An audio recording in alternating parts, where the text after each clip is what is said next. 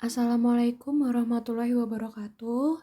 Perkenalkan, saya Yasinta Nurlela Azizah, NPM 1822010184, didampingi dengan rekan saya, Bunga Ratnadila, perwakilan dari kelompok 7. Di sini kami akan mempresentasikan hasil diskusi kelompok kami tentang terapi modalitas dengan tema terapi kelompok. Ini untuk nama anggota kelompok kami. Kemudian untuk learning objektifnya kami ada 7 LO. Terapi kelompok merupakan salah satu terapi modalitas yang dapat digunakan sebagai psikoterapi pada keperawatan jiwa kepada pasien secara berkelompok dengan cara melakukan diskusi sesama pasien yang kemudian diarahkan oleh seorang terapis atau perawat. Baik, kita lanjut masuk untuk LO yang pertama, yaitu ada kelebihan dan kekurangan dari terapi kelompok. Menurut Mariatun 2016, untuk kelebihan dari terapi kelompok yaitu individu memperoleh keuntungan dalam terapi kelompok ini berupa dukungan atau support dari perawat dan pasien lainnya, mendapatkan pendidikan atau informasi yang diberikan oleh perawat, kemudian meningkatkan kemampuan dalam pemecahan masalah, membantu dalam meningkatkan kemampuan hubungan interpersonal baik sesama pasien maupun pasien dengan perawat, kemudian dapat mendiskusikan masalah-masalah secara berkelompok, membantu dalam menggali gaya berkomunikasi, dan belajar bermacam-macam cara dalam memecahkan masalah, serta belajar memainkan peran di dalam terapi aktivitas kelompok. Untuk kekurangannya, kehidupan pribadi klien tidak terlindungi karena dalam terapi kelompok akan ada atau akan diikuti oleh beberapa pasien. Kemudian kemungkinan pasien akan mengalami kesulitan dalam mengungkapkan masalahnya. Dan selanjutnya, kekurangannya, terapis atau perawat dibutuhkan dalam jumlah yang banyak atau lebih dari satu. Selanjutnya, kita masuk untuk faktor terapeutik terapi kelompok. Yang pertama yaitu faktor internal, dipengaruhi karena adanya motivasi dan pengetahuan yang dimiliki oleh perawat, serta keaktifan pasien dalam berpartisipasi dalam kegiatan sesuai dengan prosedur yang telah disepakati. Kemudian yang kedua ada faktor eksternal, yaitu dipengaruhi oleh sarana dan prasarana yang digunakan pada saat terapi aktivitas kelompok, petunjuk teknis atau prosedur tetap, keaktifan dari partisipasi klien, tersedianya waktu, sistem pelayanan di rumah sakit, ketenaga kerjaan, dan manajemen keperawatan dapat memengaruhi perawat dalam pelaksanaan terapi kelompok di rumah sakit jiwa. Selanjutnya, ada jenis terapi kelompok yang sebagian besar berasal dari jenis-jenis terapi individual.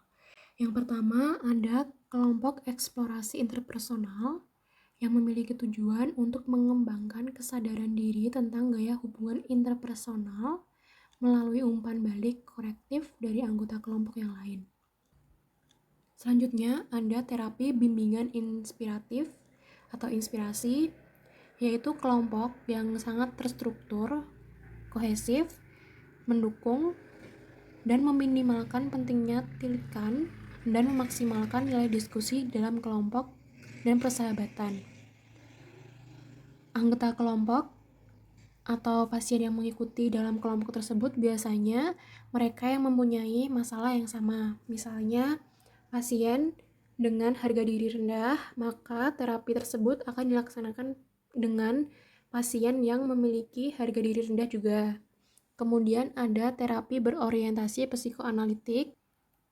Kemudian beberapa tipe terapi kelompok yang lain yaitu ada terapi perilaku, gestalt, konfrontasi, psikodrama atau role play, analisis transaksional, dan maraton.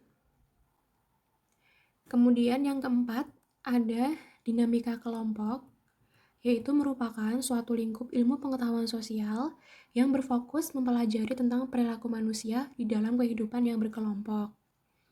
Nah, dinamika kelompok ini memiliki peran dalam mengubah cara berpikir dan peran anggota di dalam suatu kelompok. Dinamika kelompok ini merupakan salah satu alat untuk menghasilkan suatu kerjasama di dalam kelompok secara optimal agar pengelolaan kerja di dalam kelompok menjadi lebih efektif, efisien, dan produktif.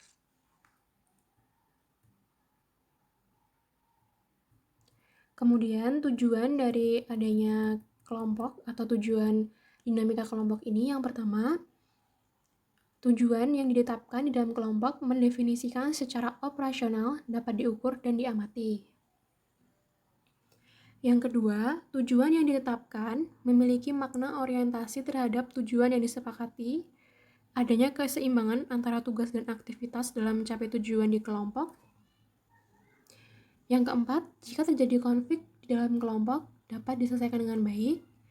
Dan yang kelima, tujuan yang telah ditetapkan didasari oleh tersedianya beberapa sumber daya yang diperlukan untuk melakukan tujuan kelompok. Selain tujuan yang sudah dijelaskan, dinamika kelompok juga memiliki struktur kelompok, yaitu ada struktur komunikasi. Jadi dalam penyampaian komunikasi dalam kelompok harus lancar agar pesan yang disampaikan kepada anggota kelompok itu sesuai dengan apa yang kita harapkan. Jadi tidak terjadi kesalahpahaman di dalam kelompok. Kemudian struktur tugas. Dalam pembagian tugas harus sama rata dan adil dengan memperhatikan kemampuan setiap anggota kelompok.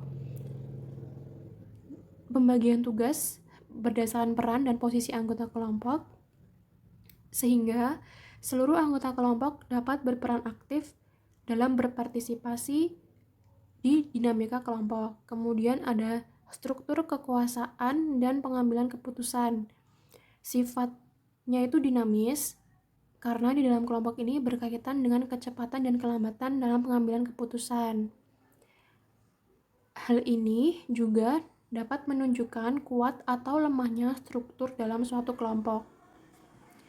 Yang keempat, sarana terjadinya interaksi, yaitu interaksi di dalam kelompok sangat diperlukan. Oleh sebab itu, struktur komunikasi yang bertujuan untuk menjaga kelancaran anggota kelompok sehingga dapat melakukan interaksi sesama anggota kelompok dengan baik. Itu saja yang dapat saya sampaikan. Untuk LO selanjutnya akan disampaikan oleh rekan saya, Mbak Bunga.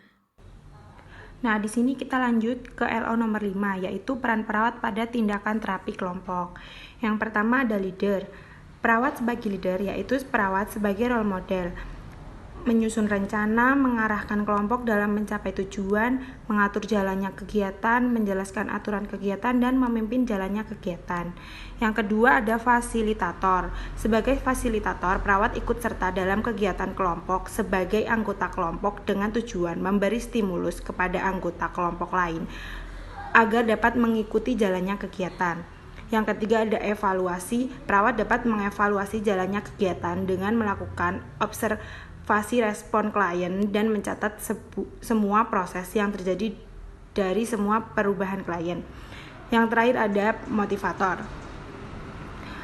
Perawat sebagai motivator. Perawat dapat memberikan semangat kepada anggota kelompok untuk membangkitkan motivasi dari dalam diri anggota. Lanjut ke prosedur terapi kelompok. Menurut Rochette 2020, prosedur yang harus diperhatikan dalam melakukan terapi kelompok yaitu yang pertama tahap intake.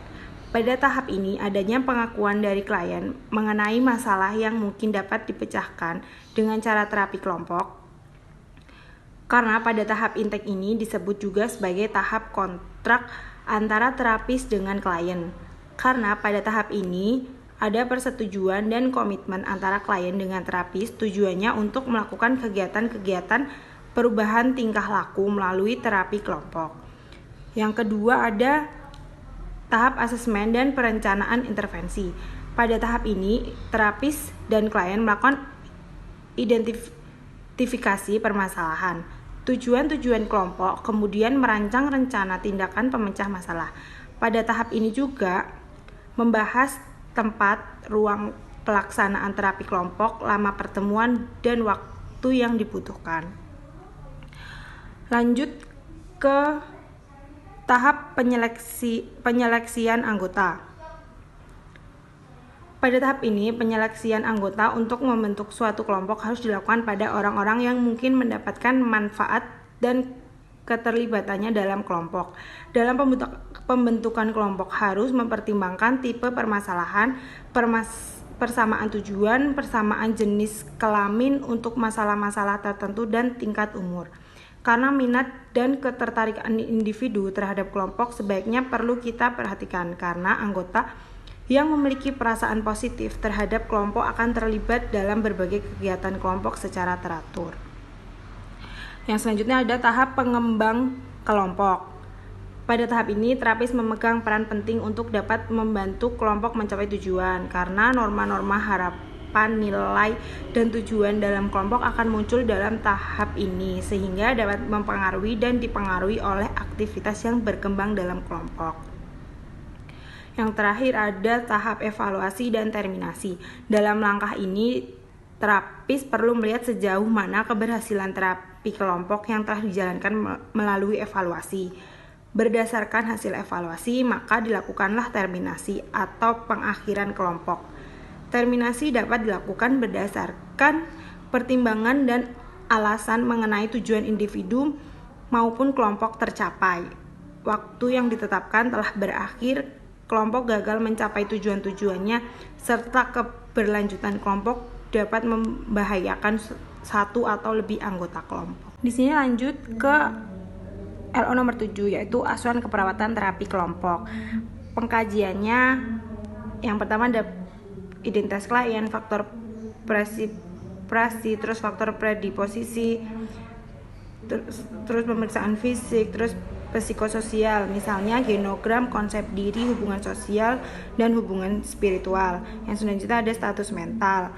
Di dalamnya ada penampilan, pembicaraan, aktivitas motorik, alam perasaan, interaksi selama wawancara, persepsi, terus proses pikir, dan tingkat kesadaran. Selanjutnya ada memori, yang di dalamnya ada tingkat konsentrasi dan kesadaran, kemampuan penilaian, dan daya titik diri atau insnik. Nah, di sini diagnosa yang mungkin muncul adalah yang pertama, isolasi sosial berhubungan dengan kesulitan membina hubungan sumber personal yang tidak adekuat. Domain 12 kelas 3 kode diagnosis 00053. Yang kedua, harga diri rendah kronik berhubungan dengan terpapar peristiwa traumatik, kurang keanggotaan dalam kelompok. Domain 6 kelas 2 kode diagnosis 00224. Yang nomor 3, ketidakefektifan coping berhubungan dengan kurang dukungan sosial. Domain 9 kelas 2 kode diagnosis 00069. Lanjut ke rencana keperawatan. Yang pertama,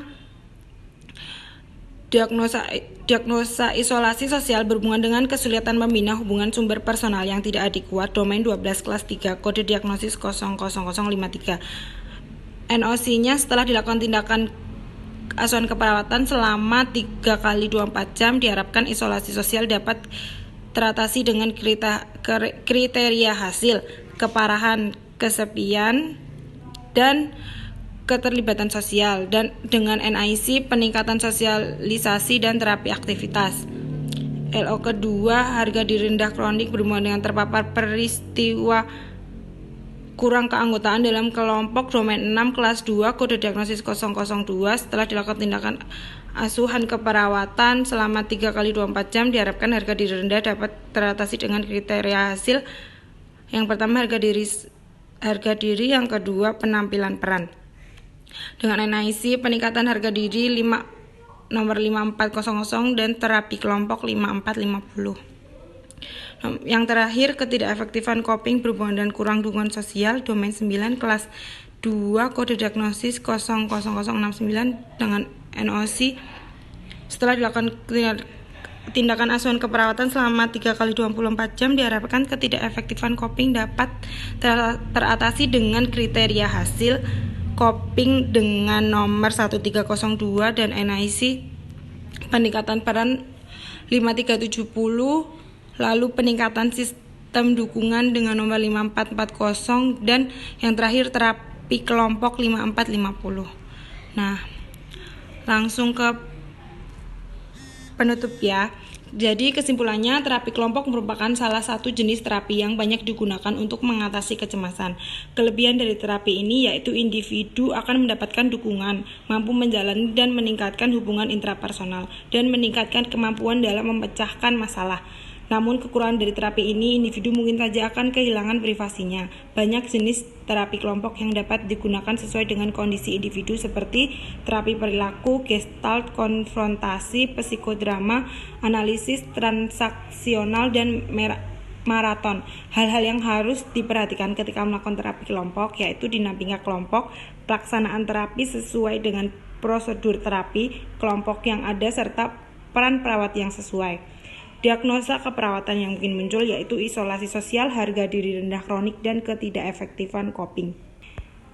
Ini daftar pustakanya. Sekian dari saya, Bunga Ratnadila dan Yasinta. Terima kasih.